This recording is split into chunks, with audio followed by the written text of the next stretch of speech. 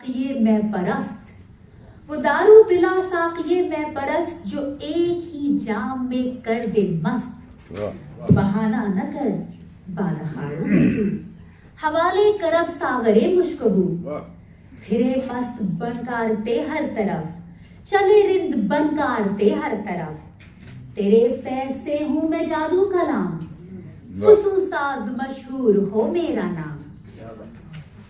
وہ فکرے میں دوں زاہد خشک کو، چلے میں کدے کی طرف مست ہو، سکھا مجھ کو ساقی وہ عیاریاں، کرو جا کے باعث سے مکاریاں۔ نہ ہو حرمت دخترس کا خیال، نہ ہو حرمت دخترس کا خیال، بنے رند کا اول سہرے ہلال۔ ذرا جا کے پھر میں کدے کو چلوں، ذرا جا کے پھر میں کدے کو چلوں، کہ راہ طلسمہ دریافت ہو۔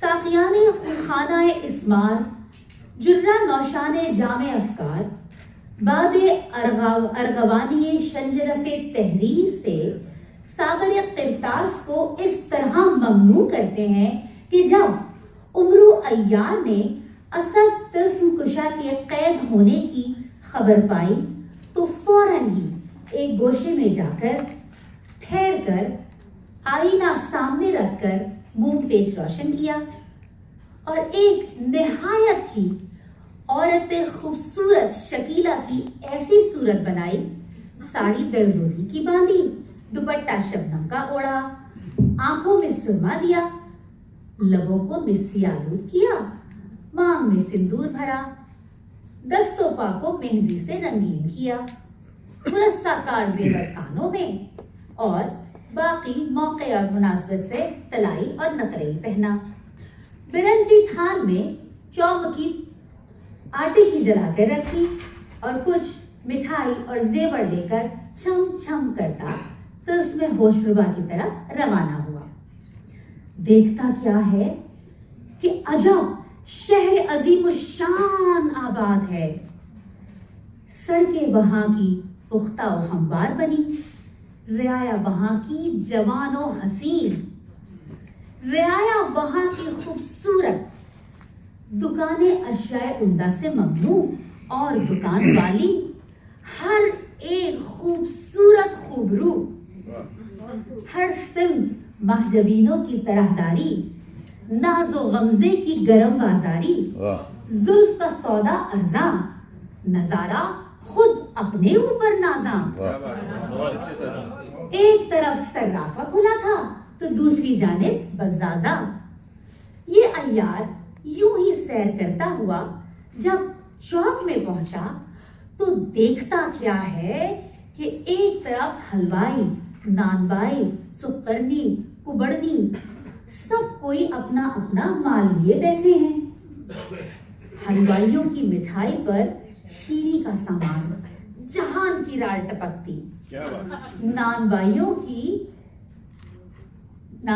کی دکان پر کھانوں کو دیکھ کر نان ہوس سینوں کے تندور میں اور زیادہ تیز ہوتی، کبڑنوں کی ترکاریوں پر سبز رنگان عالم کا دل برنگ سبزہ پامال ہوتا، ہرا ہرا ساگ سبزہ خون سے مقابلہ کرنے پر تیار ہوتا۔ یہ عیار اسی طرح سیر کرتا ہوا جب میلے میں پہنچا تو جہاں مجمع نوجوانوں کا دیکھتا وہیں سے ہو کر نکلتا۔ اکیلی عورت، رات کا وقت، ایسی حسینہ، یاروں نے جو دیکھا تو لگاوٹیں کرتے ہوئے ساتھ ہو لیے۔ کوئی کہتا واہ ایسی حسینہ، اتنا غرور نہ چاہیے۔ کسی نے کہا اوئے ہوئے یہ مرادو بھری گٹھری کہاں کھلے گی۔ ایک نے آواز کسی، ارے دیکھا چاہیے یہ نقد انقد مال کسے ملتا ہے۔ دوسرا پکارا ارے ذرا ایک نگاہ ہم پہ بھی۔ تیسرا بولا یہ دل حاضر ہے اور جگر بھی۔ کسی نے کہا ارے ذرا منہ پھیر کے ہنس دینا۔ پھر ایک قریب آ کر گویا ہوا ارے وہ ظالم نگاہ محبت سے ادھر بھی دیکھ لینا۔ بس یہی سب کچھ گزر رہا تھا، اسی مجمع میں بعض جو معزز شریف کے لڑکے ذرا نئے بگڑے ہوئے تھے ذرا معقول گفتگو سے پیش آئے. کسی نے کہا، اے دولت بیدار، کیا گنجینہ شرم و حیا تم نہ لٹائے گی اور نقد دل ہمارا ہی لیا جائے گی؟ کوئی دوہا پڑھنے لگا اور کوئی شعر عاشقانہ زبان پر لایا. نہ جیا تیری چشم کا مارا، نہ تیری زلف کا بندھا چھوٹا. اور ایک نے باحسرت و یاس کہا، نہ تھی توفیق اگر بوسے کی تو اتنا ہی کہہ دیتے، جو آیا ہے تو خالی نہ پھر دشنام لیتا جا.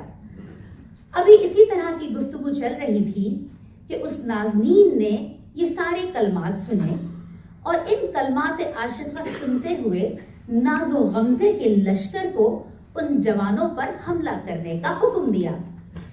ان جوانوں کو جلوں میں لیے یہ شہریار ملک حسن و جمال قریب گنبد خداوند پہنچی.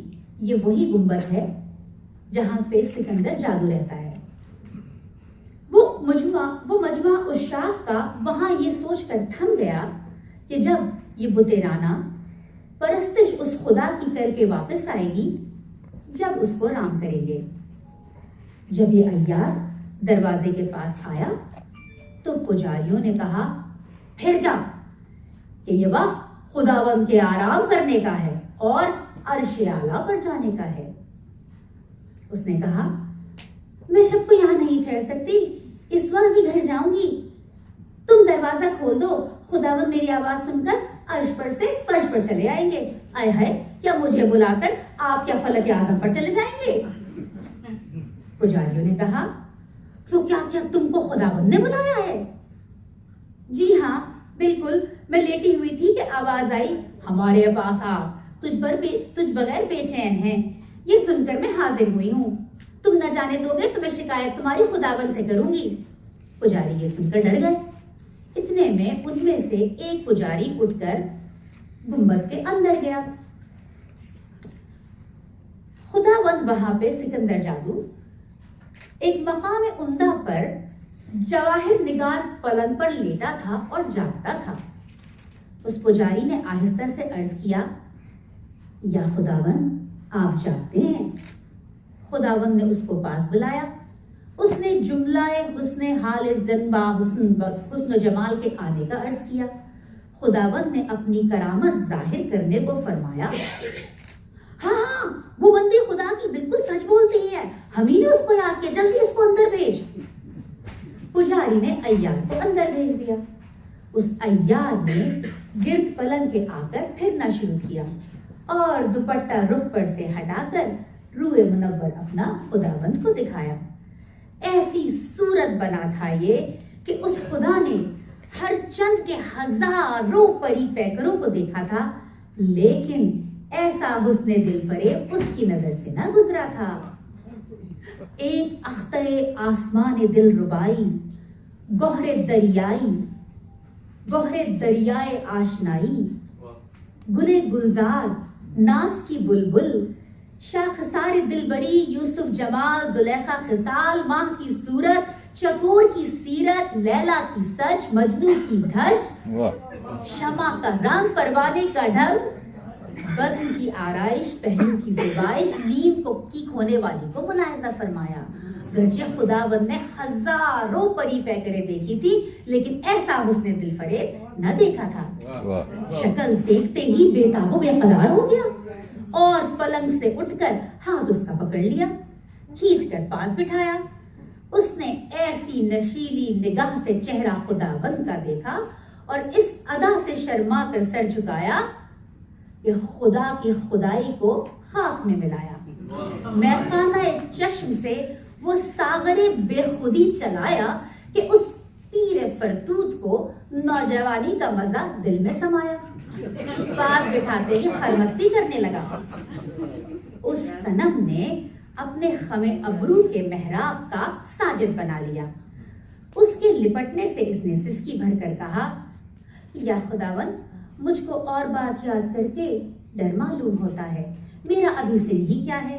خداوند نے کہا، اے مایا ناز، بن تیرے دم گزرتا ہوں تو کافر ہوں، سحر سے شام تک میں ورد تیرا نام کرتا ہوں۔ اس نازنین نے ایک تماچا خداوند کے منہ پر مارا اور کہا، ابس تو سر کی میرے ہر گھڑی قسم مت کھا، قسم خدا کی تیرے دل میں وہ پیار ہی نہیں۔ خداوند نے اس کی بات سن کر آگے بڑھا۔ اس غنچہ دہن نے منہ ہاتھ سے سرکا دیا اور آہستہ بڑھ کر بولی، ہر چند اس وقت میں خداوند کی منظور نظر ہوں، مگر میری قسمت ایسی ہے کہ آپ بھی کچھ دیر میں مجھے خوار و بے اعتبار کر دیں گے۔ خداوند کو اس کا رنج کب گوارا تھا، گویا ہوئے، سن اے باعث خدائی و زندگی سن، میں تمام عالم کا خدا ہوں لیکن تجھ جیسے بت کا بندہ ہوں۔ یہ کہہ کر اس ماہر سے لپٹ گیا۔ وہ بسانے حوصلہ مانند و شعلہ جوالہ خاطر آغوش سے تڑپ کر نکلی۔ اب ہنگامہ اختلاط جانبین سے گرم ہوا، کبھی معشوقہ سے عاشق ہم بغل، کبھی خیال ہجر سے دل میں خلل، اور جناب گاہے نازک بدن باہیں گردن میں حائل کرتی، کبھی خنجر ابرو سے غصہ جتا کر گھائل کرتی، کبھی عاشق منت کرتا پاؤں پر سر دھرتا، معشوقہ کبھی نیچے نظر کر کے شرماتی لجاتی نیرنگی چشم فتاق گردش دورہ کا رنگ دکھاتی۔ عاشق ہاتھ ملتا، رخسار پر ہاتھ دھرتا، یہ سسکی بھر کر رہ جاتی۔ اسی اختلاط میں جملہ کیفیت خدائی کرنے کی اس معشوقہ پرفریب نے اس دغاباز سے دریافت کی اور آنچل سے عطر بے ہوشی کی شیشی نکال کر اپنے جسم پر مرنے لگی۔ خداوند نے کہا، ہمیں نہیں۔ اس نے انگوٹھا دکھا دیا، وہ بے تابانہ لپٹ گئے۔ بس اس نے بھی باہیں گلے میں ڈال دی اور بس پھر کیا تھا، ذرا ہی دیر میں دست و پا کی کچھ خبر نہ رہی۔ عطر بے ہوشی نے اپنا کام کیا اور خداوند بے ہوش ہو گئے۔ عمر عیار چاہتا تھا کہ بغدہ تان کر سر پر مارے، مگر خیال آیا کہ پہلے اسد کو آزاد کرانا ہے۔ گیا، اسد کو آزاد کرایا اور گلینہ عیاری اوڑھ کر جس تو خیز کرتا ہوا وہاں سے روانہ ہوا۔ جب اس امر کی خبر افراسیاب کو پہنچی تو افراسیاب نے دل میں خیال کیا کہ گویا وہ گھڑی آ پہنچی، وہ پیشن گوئی جس کا کہ ذکر ہوا تھا کہ اسد نام کا ایک شہزادہ آئے گا اور ماں 5 عیاروں کے طلسم ہوش ربا کو فتح کرے گا، پوری ہوئی چاہتی ہے۔ اس نے فوراً ہی ملکہ ظلمات جادو کو بلایا اور حکم جاری کیا کہ کسی بھی طرح عیار کو زندہ یا مردہ میرے سامنے لایا جائے، مگر اس کے بعد جو کچھ ہوا رونما ہوگا اگلی نشست میں بیان۔